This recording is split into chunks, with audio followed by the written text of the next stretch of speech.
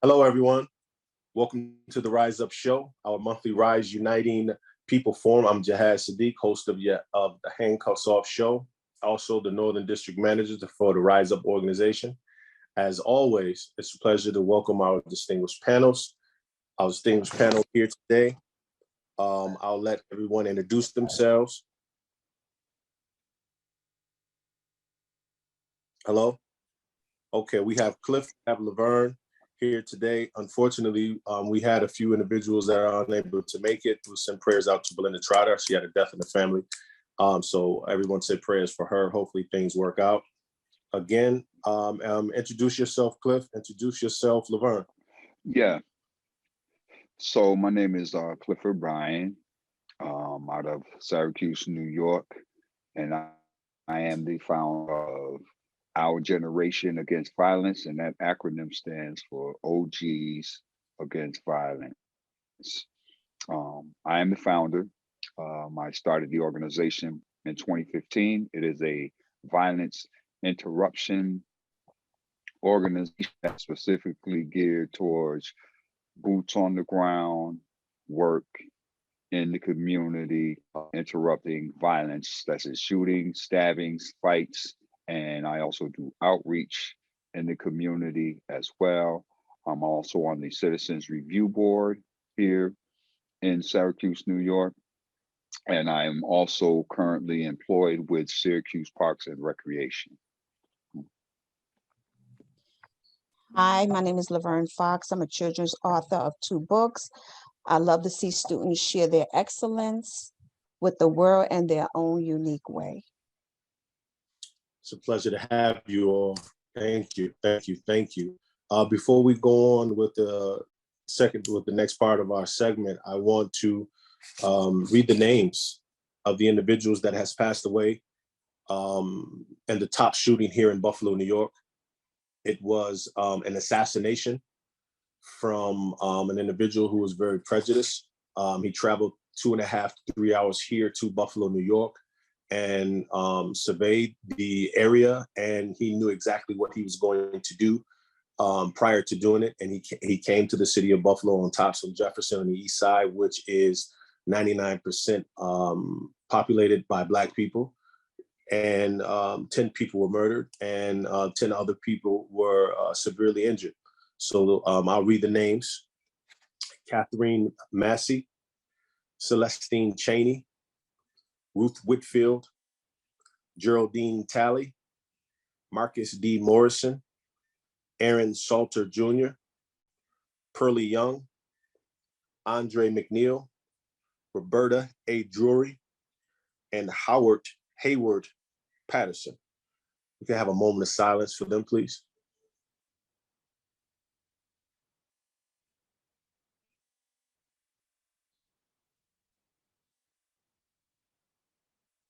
And we can also have send prayers and salutations and our compassion to those victims in Texas also. These things are a tragedy.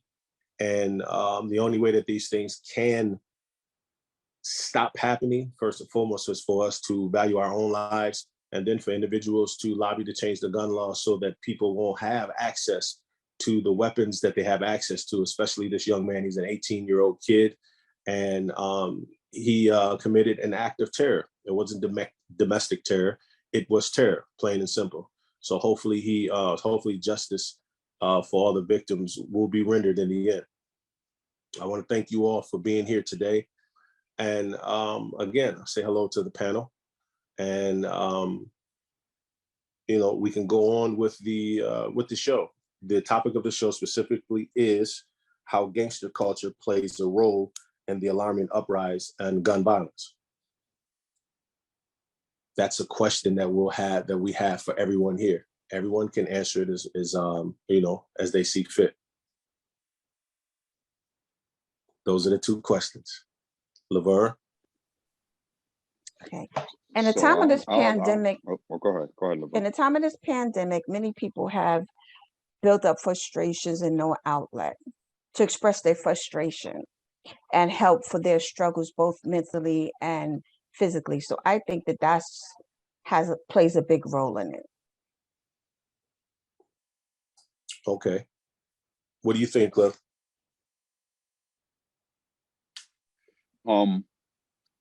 We have to look at it from the perspective of this. It's been going on for a long time, you know, and you know, it hasn't been addressed, you know, properly for a long time. You start, if you're talking to gangster culture, you start from back in the days with the Al Capones, and you come up to the present time, and what we're facing, you know, as far as that's concerned with the Gottis and the, you know, all the other gangster culture figures that we've dealt with in our community, and then on top of that, you know, the gun violence, coupled with that, you know, I just think that it needs to be addressed from a boots on the ground perspective. That's what my take is, you know, as far as, you know, you know, but it's been around for a long time, and it needs to be addressed, you know, from a boots on the ground perspective. When you say the Capone era, the gangster era, what do you mean? Do you mean the aspect of them being portrayed as gangsters and you know, just the lifestyle within itself, killing each other, or putting us in a position where we emulate them and began to devalue ourselves and take our own lives? I would say both, because they became heroes to some, you know. The gangster image is like a hero image to some degree. If you look at it, and particularly within the community, we idolized the Gottis and the Al Capones and all of the gangster figures that before us. We idolized them. We idolized that gangster culture like that, you know. And I think it's something that we should take a serious look at. They're not heroes, you know, and we shouldn't idolize that. You know, they were what they were, but they definitely weren't. Well, I mean, they were what they were. Let's keep it 100. You know, they were individuals that killed their own people. You know, they delved in prostitution, delved in liquor, they delved in everything that America was basically built on. You know, death, assassination, you know, enslavement within a sense, and also you know, it's all about the mighty dollar, financial prosperity. And the one thing that they did do that so many people look at as being positive, they stayed within their race of people, and everybody else was inferior. And one thing that I want to mention is that Black people in this country, we've been indoctrinated to accept everyone else's culture, everyone else's belief, everyone else's style, and so on and so forth, to the point whereas we're discombobulated. We don't have a particular culture that we follow now. You know, everybody is going every which way. And you know, 2022, things have been just a little bit different. And I know there are people that's going to disagree with me, but the gangster culture itself has caused our neighborhoods to look like war zones. And again, I always say, if we don't value our lives, no other races of people is going to value our lives. And in valuing our lives, it consists of more than just simply saying hello, I love you, or good morning, or treating an individual with respect. That means to value the neighborhoods in which you live in. You know, take pride in the communities, take pride in the schools, for the parents to, you know, become parents and not best friends. You know, there's so many parents that are best friends with their children instead of parents. You can be your children's friend, but also be a parent. And people are learning how to be a parent, whether it's through music or whether it's through the generational teaching or the lack thereof. So people look at the gangster culture, it's so deeply rooted within our community where it's okay for individuals to wear their pants below their ass, excuse my language. But, you know, when we were children, we grew up, you know, that was a form of extreme disrespect to show your underwear. But now it's cool and it's fashionable. They don't even sell clothes that fit any longer. For a man, you know, everybody wears the clothing that according to the fashion. And again, gangster culture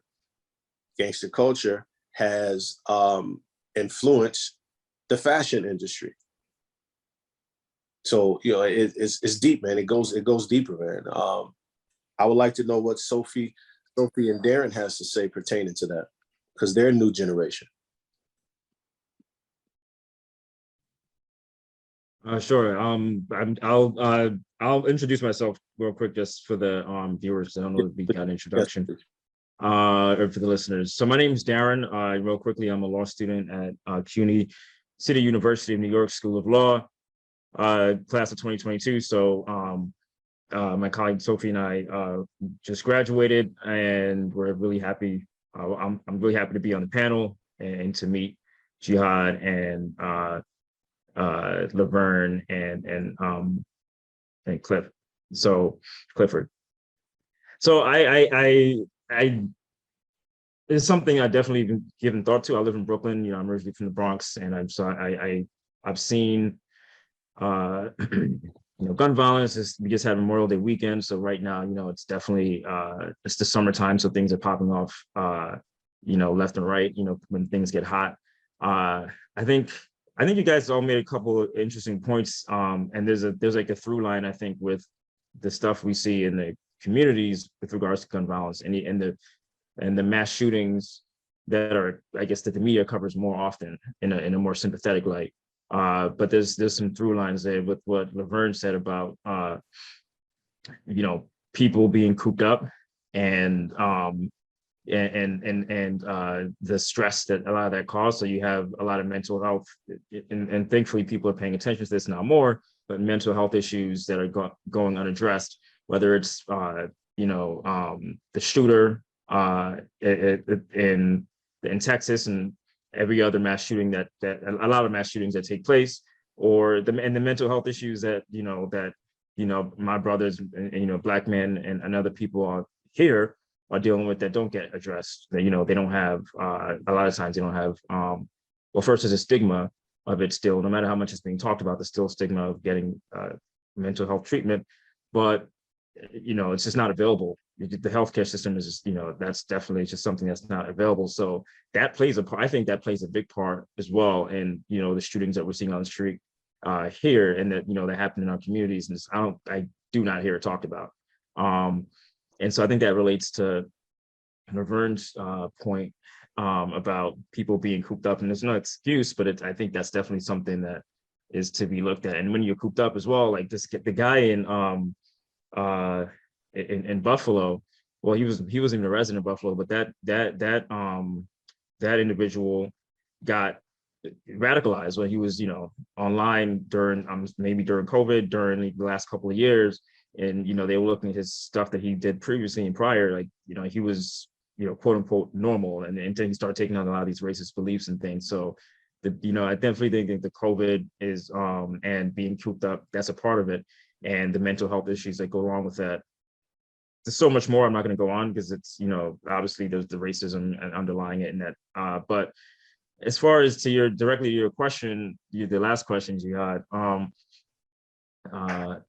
yeah, I mean, I don't know, I have to think about it more, because I feel like, you know, gangster rap and the music has always been a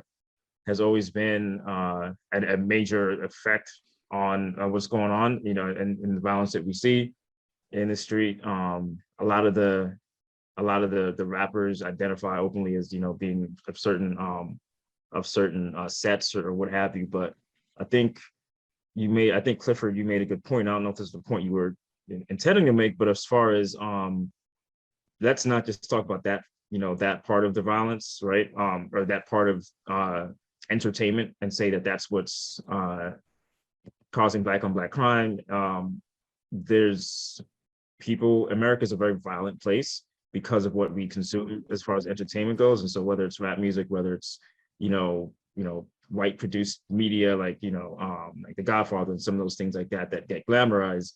No, that stuff is, that's part of our culture, unfortunately.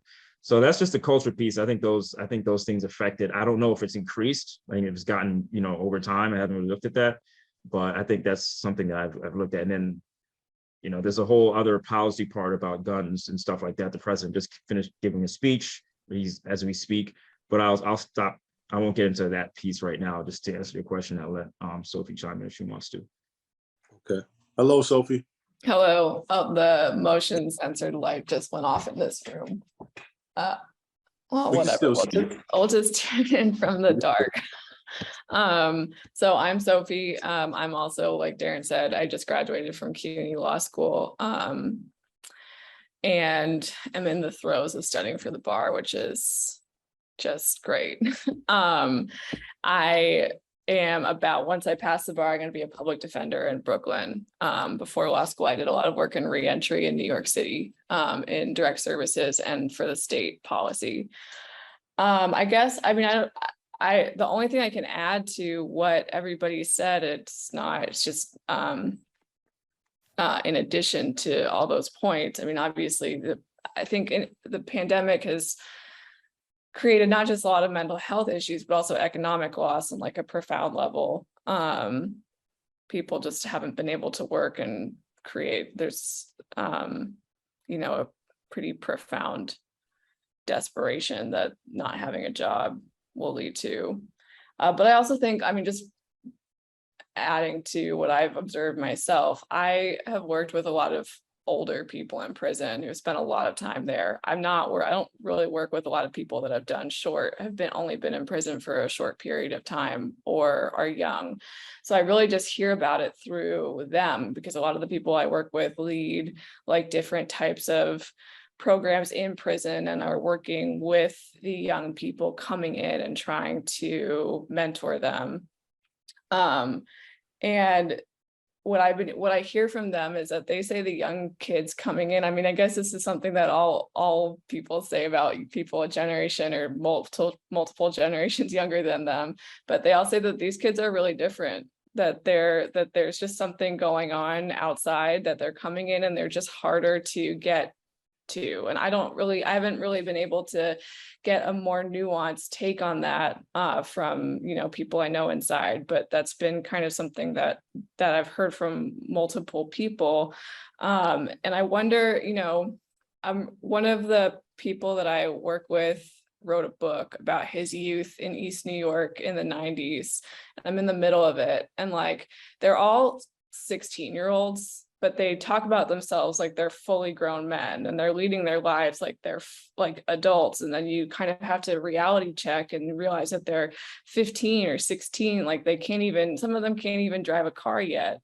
And so, I realize that this isn't anything new. A lot of the kind of intense violence and gang culture and just like shooting people over I'll just be frank, like the dumbest shit, excuse my language, is not a new thing. But I do wonder like what the effects of having this duration of mass incarceration, and like maybe back in the 90s you maybe had some members of your family incarcerated, but now in 2022 you have multiple generations of your family that have gone through mass incarceration. And I don't know, I don't think that that's the reason, but I wonder what effect that has on like what I hear people I work with talking about young men coming through prison and how they seem to be so much less responsive to mentorship or people trying to like deliver a message to them.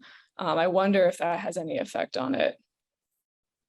Well, I'm glad you mentioned that. One of the things that I want to comment on, first of all, so that you all will know that I did 28 years in prison. So I went to prison as a child and became an adult. Throughout the years, I would see young men come in, and I would notice that these men were 19, 20, 21 years old, but they've been on drugs since they were like 13, 14 years old. So if you've been on drugs or alcohol or homeless, wherever you've been, and you haven't been in your right normal state of mind for maybe 10, 11 years, that means your mind hasn't developed at all to even take on any type of sense of responsibility or understand what the sense of responsibility is. You're just living from day to day, moment to moment. You're not concerned about, tomorrow or anything else or having morals and principles, because you're really just there trying to survive. So when a lot of young men come to prison, they're looking at it in a sense, whereas who are you to tell me what to do? I've been surviving all these years on my own. And now it's a reality check because they're in a cell now. There is nothing to take them away from the reality in which they're facing. So now there comes the belligerent stage, which is you can't tell me what to do. I'm a grown man. And then there's their peers that's around them. Their peers feel the same way. So if you have a group of young men that all feel in the same way for whatever different reasons they do, it's kind of difficult to reach them. And they don't value life because they haven't been taught what a life means. They don't even value their own lives, a lot of them. Not everyone is bad, not all of them. There are children, there are young people such as yourself that are graduated from college, congratulations. And there are thousands of men and women that are doing great things. But you all are being overshadowed by so much of the negativity that's happening in the world.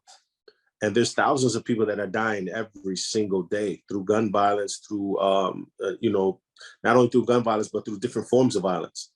And it seems as though the world has become desensitized to it because it's happening every single day.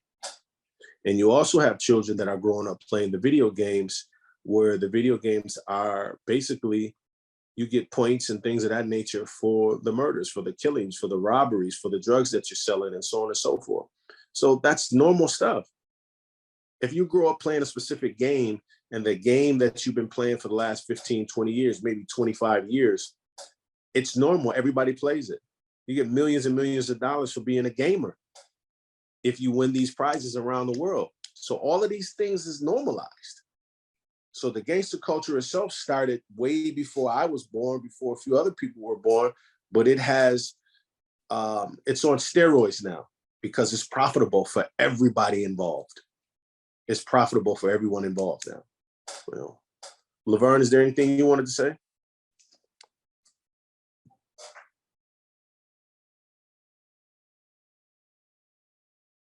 Yes, also when it comes to guns, I was thinking that if at all, there needs to be more screening in terms of how someone purchases a gun. Also, there should be more educational programs implemented to teach today's youth what the effects of guns and using guns does in our communities across the country. Right. You're right. You're right. And that needs to be done. I mean, there's something that we can speak about it now. The guns in our community is killing us. So for all the people that are listening to this, the young people that are listening to this, the parents, whether you're a legislator or a policymaker and so on and so forth, no matter where you are, the guns in our neighborhoods are killing us. And I'll be the first one to tell you that I was partially responsible for some things that happened almost 30 years ago. It's put me in the prison system. I'm just happen to be one of the lucky ones, blessed ones rather, to come out alive with a good head on my shoulder. But there's thousands that have not and that are not.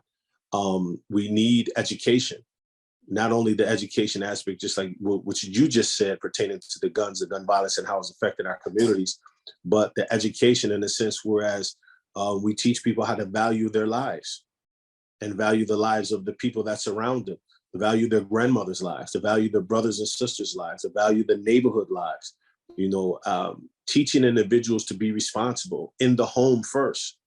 And it has to come from the parents. But if the parents don't know how to teach their children how to be responsible, then it's very hard for a child to come outside of his home and to accept the advice from someone else that's not his parents. So the parents need to be taught also. So it's a collective situation that needs to be done. These are the things that needs to be discussed only for a short period of time, and then there's actions. Because we've been talking for the last 100 years. We've been marching, as long as I can remember and beyond. It's time for action. It's past time for action, because we're not becoming extinct, but we're at the point right now where no one values each other's lives except for, an older generation of people. The young people now, they're looking at life like, man, I don't care whether I live tomorrow. I don't care what I got to live for. My mother's a crackhead. My father's an alcoholic. My grandmother's dead. My sister lives over here. My brother lives over here. I don't have no family. Only family I have is these people around me. They're the ones showing them some kind of love and concern, whether a young woman or a young man. The young girls are they're doing things that adults do at 13, 14 years old. And it's an atrocity that's happening, in our communities. And I'm not just going to say Black communities, but it's in the people of colors communities, the Latinos communities, the Native American communities. It's affecting everyone. It's affecting everyone. So, I implore everyone that's here to do everything that they can in their respective communities, whether it's in the classroom, whether it's at work, whether it's at home, the neighbors, to show more compassion, but also encourage individuals to teach simple things. You just don't realize how much of a simple gesture of stopping someone and telling them stopping the child and telling them how important they are, how much they mean, how beautiful they are. A child is a child at the end of the day. They need discipline. They need a hand over them. They need an adult to be an adult. So is there anything else anyone has to say before I turn it over to our esteemed book writer, Mrs. Fox, to introduce her students of the month? Yes, I would like to speak. Hey, what's going on, man? How you doing? All right, assalamu alaikum. Wa alaikum assalam. It's a pleasure to have you. Introduce yourself. Good evening to the panel. My name is Bilal, aka Gary Johnson. I must apologize for coming in late. That's all right. It's all right, brother Bilal. We understand. We get it. Get it, man. Everything when I came is basically stuff what I was going to. I would like to. I would just add on a little bit. Mm-hmm. One of the things that we have to do to dealing with the youth is to gangster, is to understand who profits from it. And I think that was covered too. But the thing is, we have to really dig into who profits from it, because this gangsterism is nothing new, man. I got caught up in it just like Brother Jihad got caught up in it. Brother Jihad did all that time. I did a bunch of time. My partner, AJ, he did a bunch of time. The thing is that we have to understand that it's designed for us to destroy each other. If we continue to shoot each other, gun each other down in the streets, there's only people who's going to benefit from this. If we continue to dislike each other and over nonsense, only a certain group of people are going to continue to maintain power. And it's no longer about white. The culture has shifted by the have and the have-nots.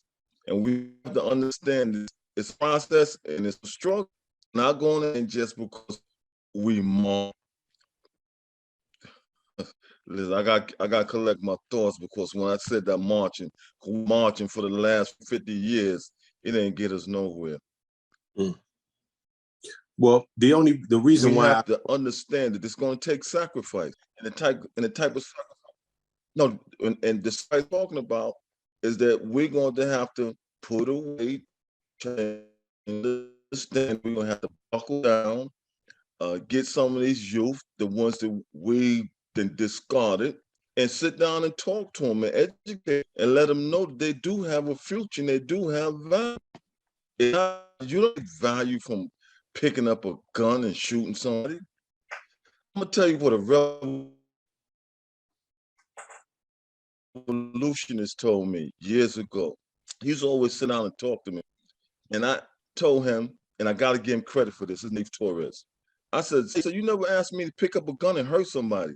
He said, Bilal, it's not about hurting people or shooting people or killing people. It's about changing the way people think.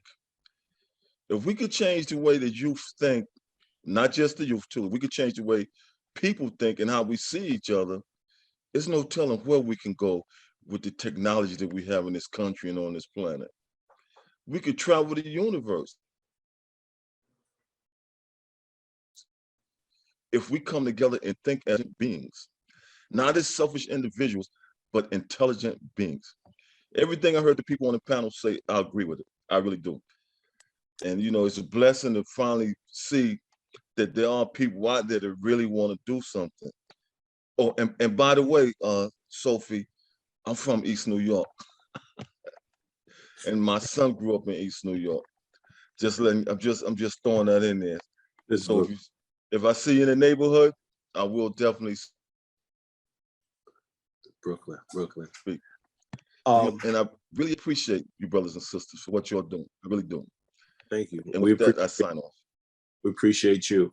The reason why I mentioned marching is because right now, what we do is we react or emulate, rather, those of the past. We emulate individuals from the civil rights era. And they marched because that's what they were inspired to do at that time. And it proved to be very powerful.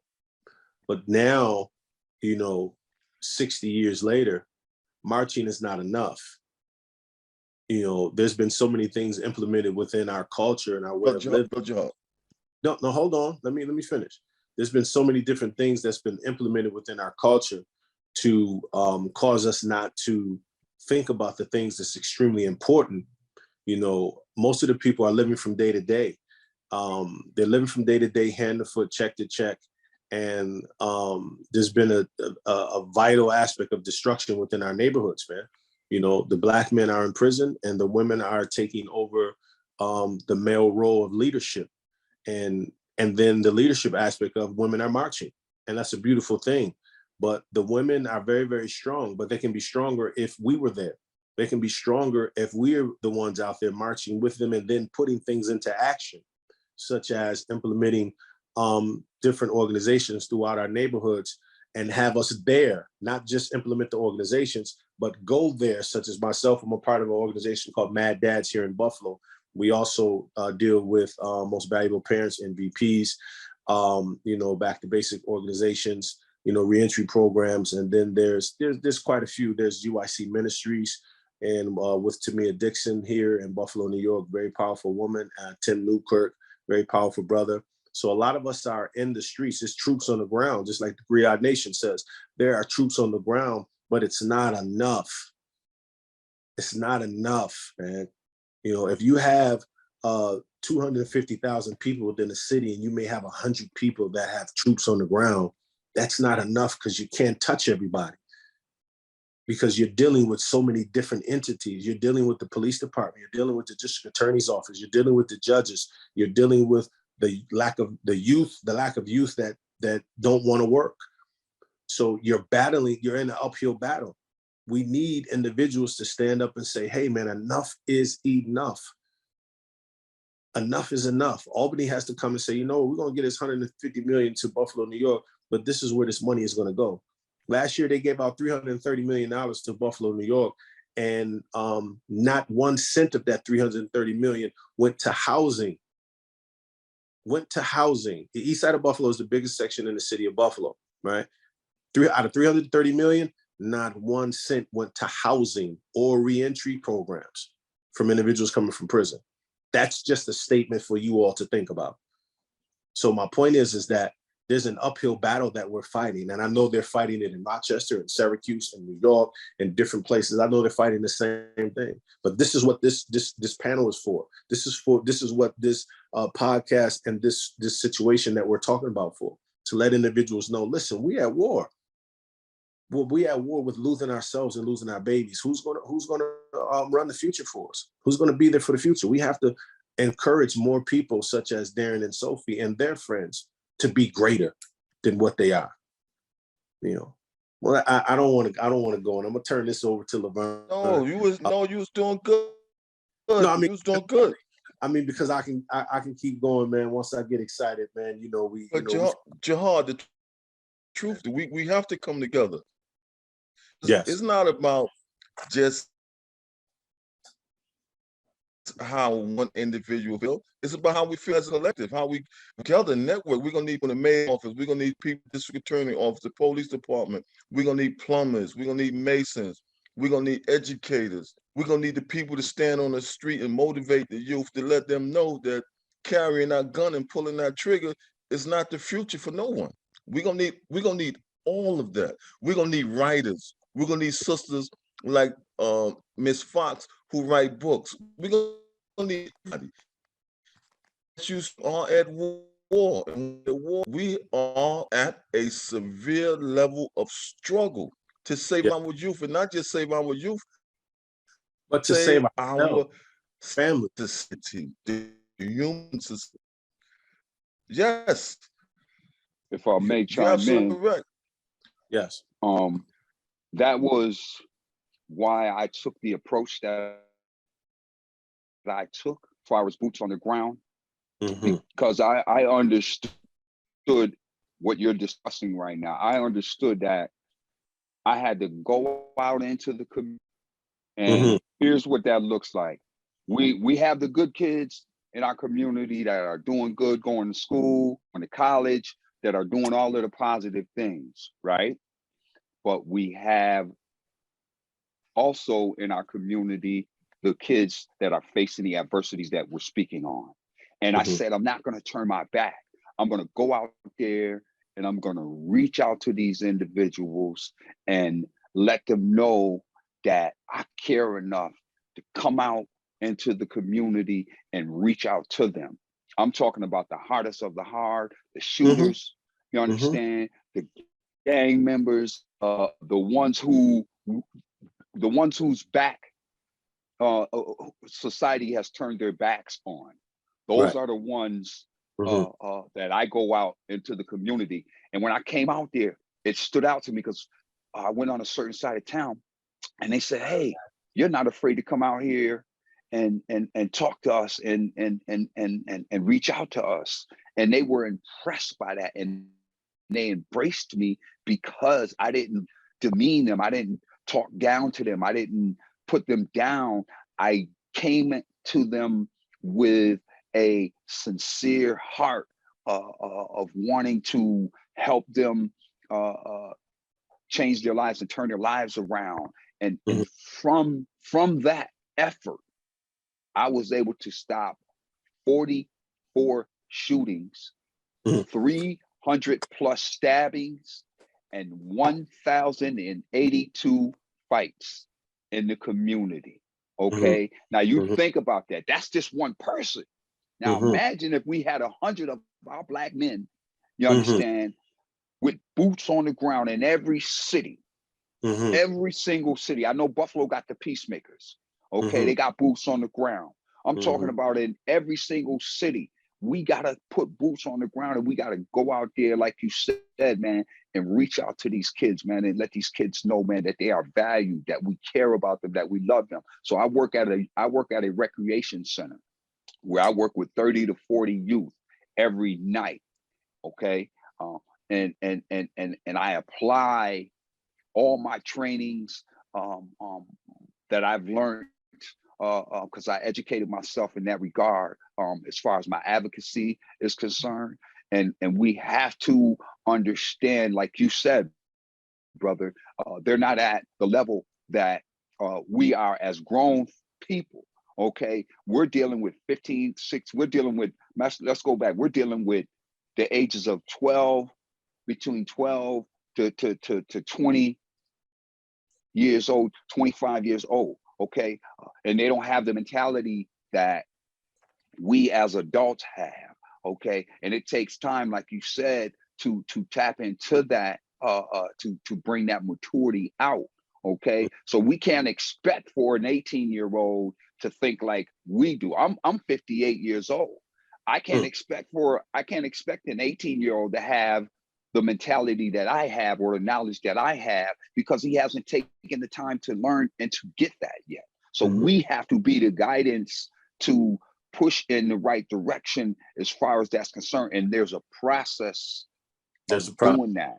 Yes, you know, and that's why, you know, I could relate to what you're saying and what the brother was saying about, you know, putting boots on the ground, and just a slight differences of opinion with what marching does, because when we show that we are united as a people, when we stand together collectively as a people, we make a difference and we get changes. It's when we're divided and we're all doing our silos, that's when we don't accomplish what we set out to accomplish. But when we stand together, united as one, there's nothing that we can't do. We have but one thing to do, and that's to stand together and be united as a people. When I mentioned the marching and how I want individuals to do more than marching, is because, again, I'll refer back to the civil rights era. Once they marched, they began to boycott the transportation system. Once they marched, they began to sit in white organizations that strictly catered to white organizations. Once they marched, they boycotted white institutions that they were making money off of us. So not only did they march in a sense of unification, but they marched with a sense of duty and determination. So what we are doing is we're marching, but at the same time, after the march, you know, everything is over and done with. We go back to the same thing, because I'll go back. I was incarcerated at the time, but I'll go back to the Million Man March. Now, I'm not familiar with all of the things that happened throughout the country. The positive thing. I was there. That came forth from the Million Man March. But what I do know is I came home from prison in 2021 after 28 years. And the city of Buffalo, the east side and where I live, looked like Beirut, looked like Baghdad. So my mind state is, how successful has all of these things been throughout the country to enhance the neighborhoods in which so many of us are forced to go back to? And when I'm looking at it, it's nothing. It hasn't enhanced it. It hasn't enhanced it in an overall sense, because, again, Buffalo, New York is in the top 5 for every category of negativity.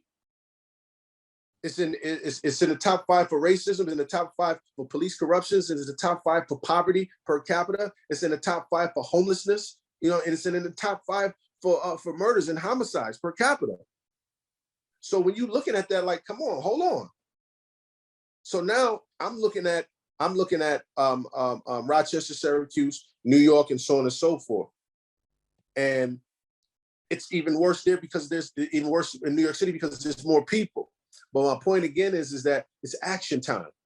It's action time.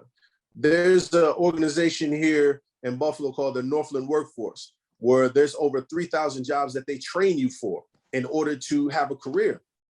Now, there's not enough young Black men and women in that program. They need individuals to drive trucks. They need individuals with the CDLs. They need individuals to be welders. They need individuals to help build houses and engineers and so on and so forth. It shouldn't be 3,000 jobs open and 3,000 jobs need trained for it. It shouldn't be that way. But again, this is where we're at. So we have to tell people, listen, there's 3,000 job openings and trainings and so on and so forth in the city of Buffalo. If you live in Rochester, you live in Syracuse, you know, if they don't have those particular job openings there, relocate here to this city or wherever you want to relocate to, and you can get a job here. But again, we have to be able to teach a sense of responsibility, and it has to be a sense of urgency, because young people don't have their whole lives ahead of them.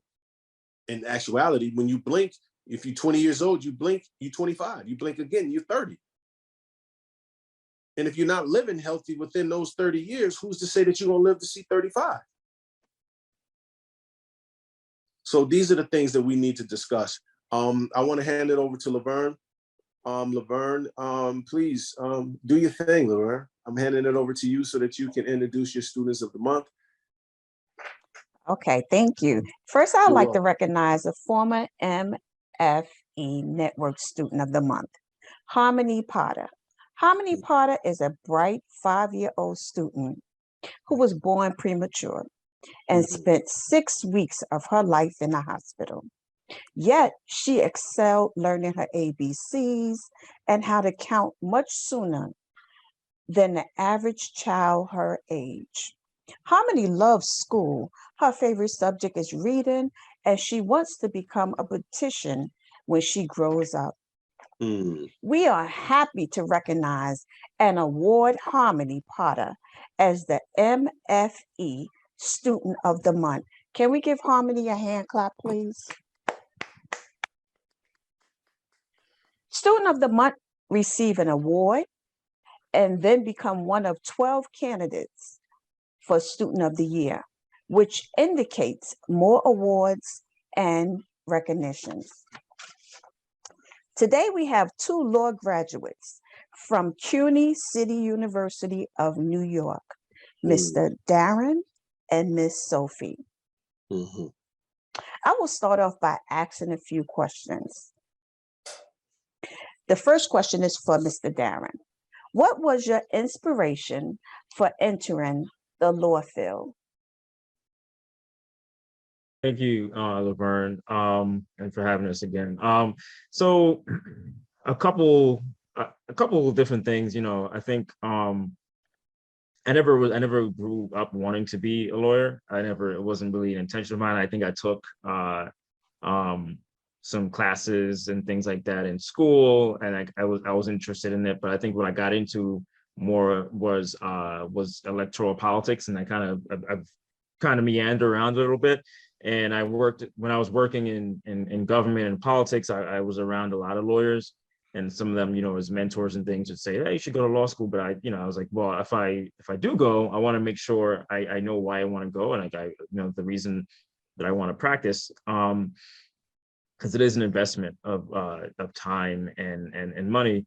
And so over time, there were personal things, because I always, you know, my family, I grew up with people in my family who were in jail and prison. Really, they were, for the grace of God, that I didn't get into certain trouble coming up. And I think, like was talked about here, the family unit was really important, and I was, blessed enough to have that.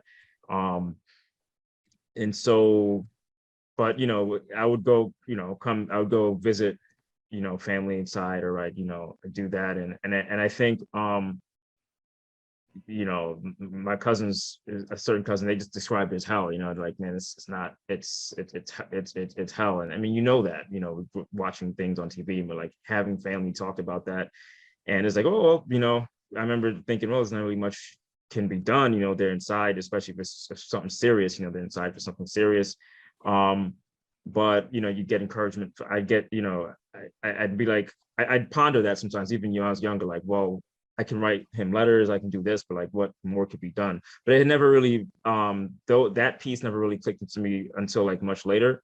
So I'm 33, and I didn't decide to go to law school until my late 20s. So I was working, and it wasn't initially to do criminal law either. So my focus has been criminal law generally right now, but I want to do civil law because of what was the thing that pushed me over was I had a personal experience with the police when I was here in New York City, and it was one of those things where you're like, all right, well, you know what, I got some legal help a little bit, but then the legal people the folks that were helping me out kind of dropped the ball, and they kind of like pushed off. And then I just thought about myself and other young Black men in that same position who didn't have the legal support, and kind of had to go on off on their own without justice, whether that be justice from, in my case at the time was more civil justice, like getting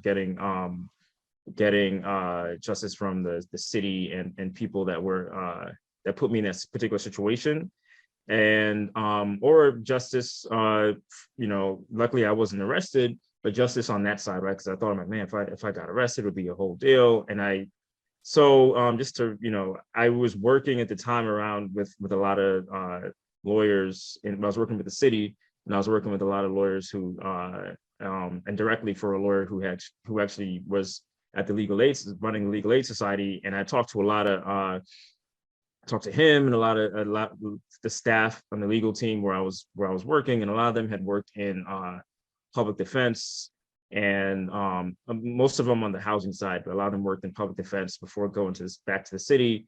And I just did a lot of talking with them, and things kind of culminated. So I think as when I was younger, I wasn't really something I was focusing on, but I think through getting older and personal experience I've had and professional experiences, it kind of pushed me over the edge. And like, well, you know what, this is I want to be able to give back in this way. There was like one where I just felt like there was like one more tool in my shed that I didn't have, or in my tool belt that I didn't have, and that was some of the skills that I learned in law school. So that's generally speaking what kind of motivated me to go to law school. That was excellent. So, Ms. Sophie, when facing hardships along your academic journey, what motivated you to overcome the situations? Well, I have a little bit of a similar trajectory towards law school as Darren. I didn't go until my late 20s, and now I'm a little bit younger than Darren, but not much. And I graduated law school in my 30s, and I think that's a little older than the average law student. And I think, my academic journey, not just in law school, but starting on the road to law school and kind of making that decision and tackling a lot of demons and insecurities that I had about myself and my own abilities to not just be a lawyer, but just get through the 3 years of law school and be in this like intense environment that I didn't always know if I had what it took to get through. I'm on the other side now, and I know that I had what it took to get through it because I'm here. But I didn't always feel so confident about that in the beginning, and that's why it took me so long to kind of ultimately make the decision to end up coming to law school and just start to jump through all of the hoops that they make you jump through to get this degree and this license. But I think to answer your question more directly, I think the reason I ended up coming to law school was because I wanted to help people, and I felt like getting a legal degree. And I didn't even come to law school thinking I wanted to be a practicing attorney. I thought I wanted to go to law school to get a 3-year education and learn how to think like an attorney and learn how to problem solve like an attorney and think in that analytical, linear kind of mind frame, which I didn't really feel like I had before I came to school here. And I say here because even though I graduated, I'm still in the building at my school. But I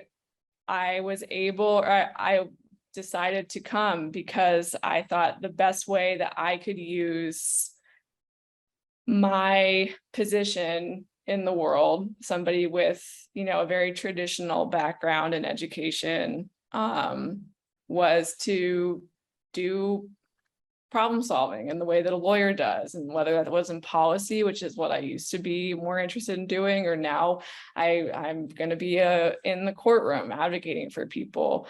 I came to where I am now because of all of the people that I've met along the way, who I hope my degree can help, my education and my license can help either get something for themselves that they want, get people that I've been working with for a long time and who I consider close friends at this point out of prison, so that they can go help, all these young men and women that we were talking about earlier, not go to prison and not, hurt themselves and other people. If I can be one little person in the background that can use my knowledge about how the system works, my degree, which for better or for worse opens a lot of doors, if I can do that to be a more effective assistant, then that's a worthy life to me.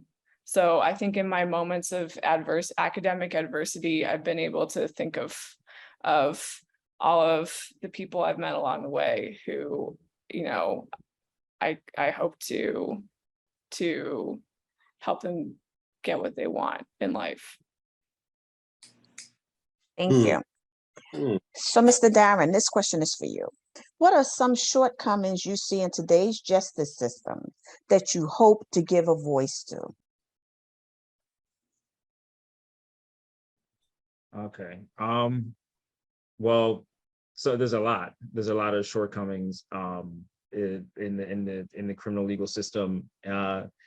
And when I was thinking about, I was thinking about this, like it's there's so many, but I think there's one that that affected me personally, and then also I've seen working with clients, and it affects you from the very beginning to the to right when you get out, and that's literally just like the amount of time, right? The length, the amount of time that because generally when we say time, we're talking about like, yeah, you're literally spending time in prison. But if you look at it more on like a micro level, when you're, in a lot of different stages of the criminal legal system, it's like when you're arrested, and you're sitting at the station for however, much time that you're waiting for. And you're in the precinct and the officers are like, ignoring you, or they're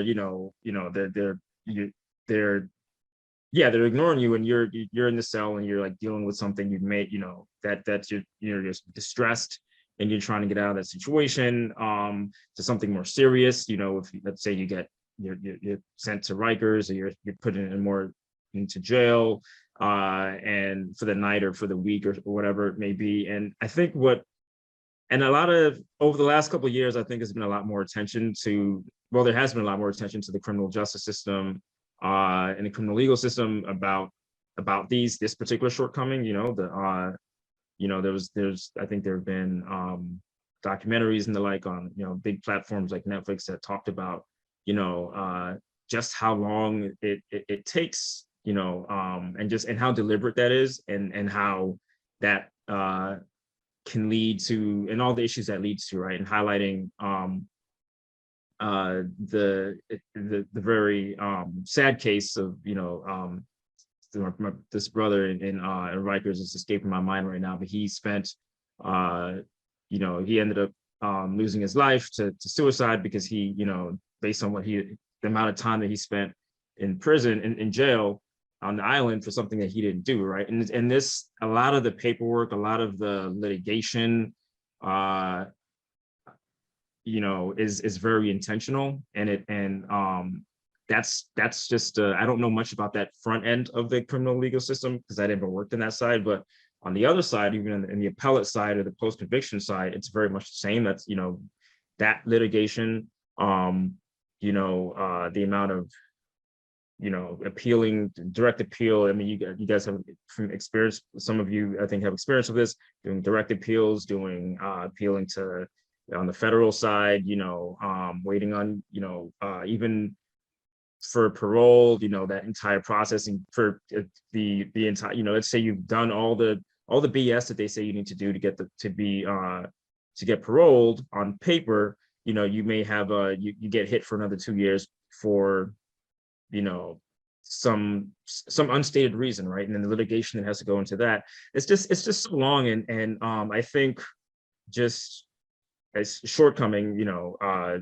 pun intended, but like it's just the amount of time that every single stage of the legal system, criminal legal system has generally, I think is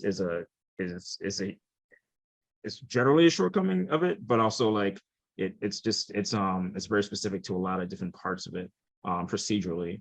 And as far as giving voice to it, I think, like I said, I think there's a lot of more attention to that. I think there's a lot of more attention to that on the like I mentioned with the interview, the books, people, and the stuff that a lot of the media that's been put out about it, and the activism and the organizing that's going around it.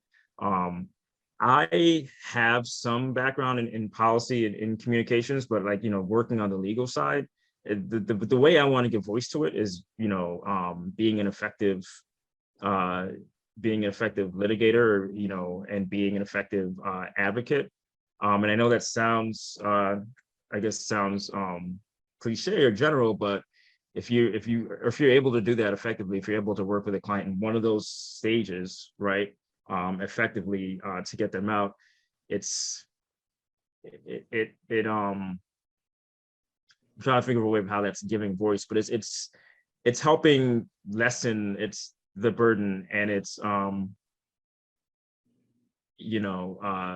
think it's important to giving voice to it is important, but I think working towards it, that's more of the part that I'd be, I guess, on if I was as a lawyer and as an advocate.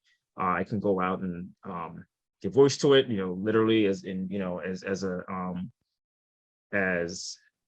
an advocate or in protests and things like that. But like was mentioned earlier, talking about these things is important, but I think the action is critical as well. And that's one of the reasons, just to harken back on what something I said earlier, that's one of the reasons I came to law school, because I've known about a lot of this stuff, and talked about.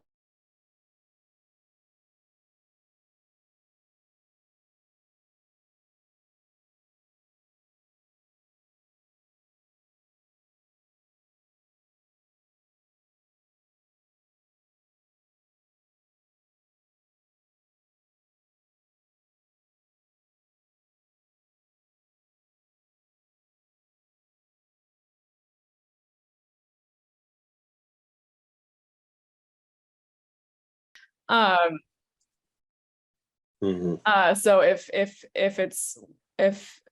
this is as generally applicable as I can get, I think having really solid personal experience doing the work, like I think it's really wise to try and go work in a law office or with an attorney or with a policymaker, somebody who works in the legal field before making the decision to go to law school, because as Darren said earlier, it is a big commitment and time and money. And I think a lot of people go to law school and they don't really realize what it entails, and they graduate and they're like, why did I do that? This is not a job that I want to do. And I think it is, the experience of being a law student, I can't attest to the experience of being a lawyer yet. Talk to me in a year or two, but it's very particular and it's hard, and I don't think it's for everybody. And I think that I worked in a bunch of different legal capacities before going to law school, and that's why I went to law school, because I had that experience. If I hadn't had that experience, I don't know, my decision would have been ill-informed. And I would recommend anybody thinking about going to law school to take some time and work in the field. I also think having good mentors is really important, and also knowing why you want to go to law school before you start. So when I was answering your previous question about whenever I had a moment that was difficult in law school, I was able to think about, Lou and a bunch of other people that I know, and be like, that's why I'm here, and that's why I need to stay up until 2 a.m. writing this, paper or studying for this exam, because I need to pass this class. And even if this property law class doesn't seem like it relates to my degree, it's going to get me my degree in the end, and my degree is going to get me to where I want to be, helping, everybody I've mentioned. So I think having your purpose for law school, and I think keeping it flexible is important too, because your life changes and you come to law school and you think you were interested in one thing, and you get here and you realize what the law is all about, and your opinion might totally change about what you're interested in. So I think having a purpose, but allowing the purpose to grow and evolve with your experiences and the people you meet and the mentors you get is important. So I think all of those things, getting experience, knowing your purpose, and I think there was a third one, but I can't remember what it is. So I'm just going to leave it at that. Thank you. Rise up, young people. Keep showing the world that all things are possible with an education.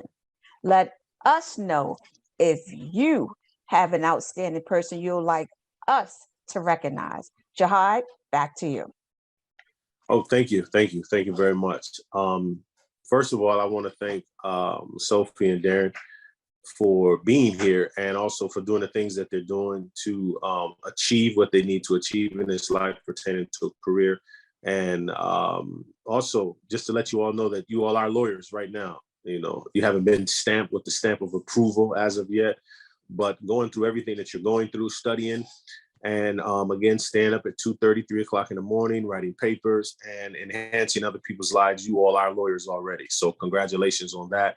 I'm quite sure that you all will continue to do what you need to do to strive for greatness and enhance other people's lives. I'm sure that you all are going to change people's lives in the process of achieving your goals. So we commend you for that. We thank you for that. And also, I want to thank the panel for being here.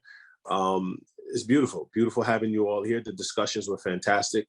And I can't wait for us to do it again. I want to also, again, send our prayers and condolences out to Belinda Trotter, who's an icon in the hip hop industry. She's a former chief and editor of Word Up magazine. And she's also, her latest magazines is Blown Woofer and Modelocity. She was supposed to be here today on the show. Unfortunately, she has a death in the family. So our prayers goes out to her. And if any of you all know her or in contact with her personally, call her and let her know that, we're praying for her. And the victims, once again, here in Buffalo, New York, the 10 victims that have passed away and those that were injured, and also those in Texas, for the families and friends and those that have been affected in any way that is affected. We send our prayers and our hearts goes out to you. And people, let's stand together as a community and do what we need to do in order to, stop the things that's happening. This is what this show is about. This is what Rise Up is about. Rise up and become responsible adults. So again, we thank you all for being here. This is a beautiful thing that we have here. I want to thank our guests again, the panel. I want to thank our audience for tuning in. We do a new show on the first Thursdays of each and every month on YouTube at Ablaze TV Entertainment and on your Fire Stick devices. Until next time, for all you all that are listening, take care. We leave you with these updates from our friends and fellow advocates. Thank you. But also remember, from Jihad Saddiq, know what you're going to do in this life. Look yourself in the mirror and ask yourself what you want your legacy to be, and take each and every step in order to fulfill that prophecy. Take care. Assalamu alaikum. Rise up for the community, yeah. Rise up for unity. Rise up for the truth. Thanks to our sponsors. Rise up and the youth of tomorrow. Rise up for the community, yeah. Rise up for unity. Rise up for the truth of today. Rise up and the youth of tomorrow. Rise up.